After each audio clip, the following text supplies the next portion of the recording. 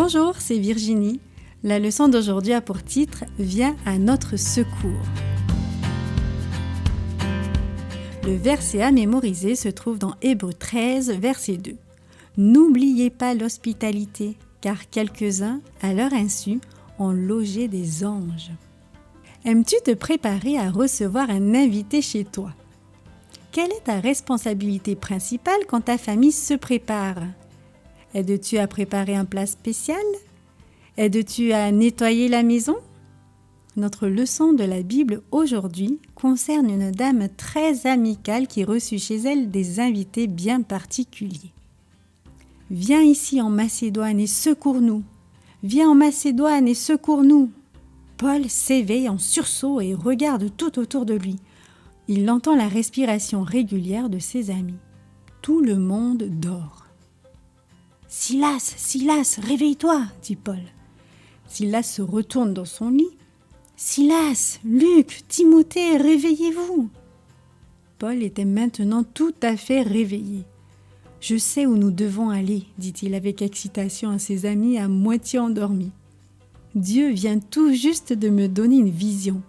J'ai vu un homme de Macédoine disant « Viens ici et secours-nous, viens ici et secours-nous » Silas bâille et s'étire. « C'est formidable, Paul.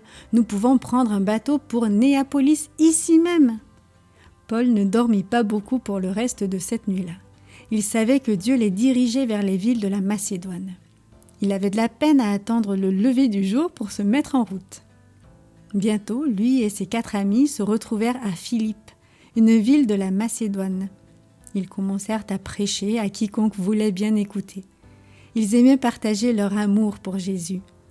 Quand le sabbat arriva, Paul dit « Sortons de la ville, nous irons faire notre culte au bord de la rivière. » Quand ils arrivèrent, ils virent un groupe de femmes qui s'étaient déjà rassemblées pour prier. « Pouvons-nous nous joindre à vous ?» demanda Paul poliment. « Oui, bien sûr, avec plaisir » répondit une des femmes. « Je suis Lydie » ajouta-t-elle, « et voilà mes amis. » Paul était heureux de rencontrer ces femmes qui aimaient Dieu. Peu lui importait que les individus soient des hommes, des femmes, des Grecs ou des Juifs. Il voulait partager l'amour de Jésus avec tout le monde. Tandis qu'il s'asseyait, Paul murmura une brève prière.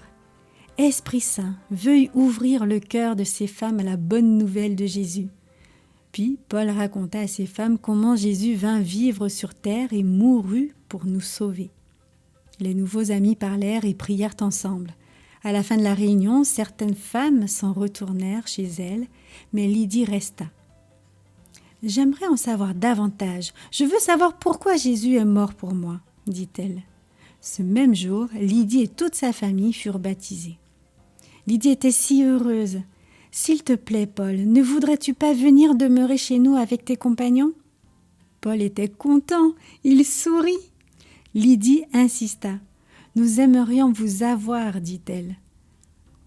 Ainsi, aussi longtemps qu'ils travaillèrent à Philippe, Paul, Silas, Luc et Timothée demeurèrent dans la maison de Lydie.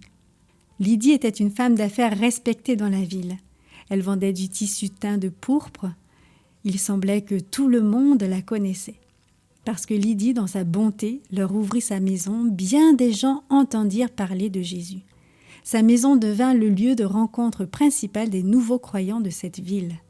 Lydie servit Dieu en partageant sa maison. Tu peux aussi aujourd'hui encourager ta famille à ouvrir ton foyer à d'autres. Inviter quelqu'un à te rendre visite ou à partager un repas est une façon de partager ton amour pour Jésus. Tu ne peux peut-être pas avoir un invité qui vit dans ta maison comme ce fut le cas de Lydie, mais où que tu sois, tu peux aider les autres à se sentir à l'aise en étant amical et bon.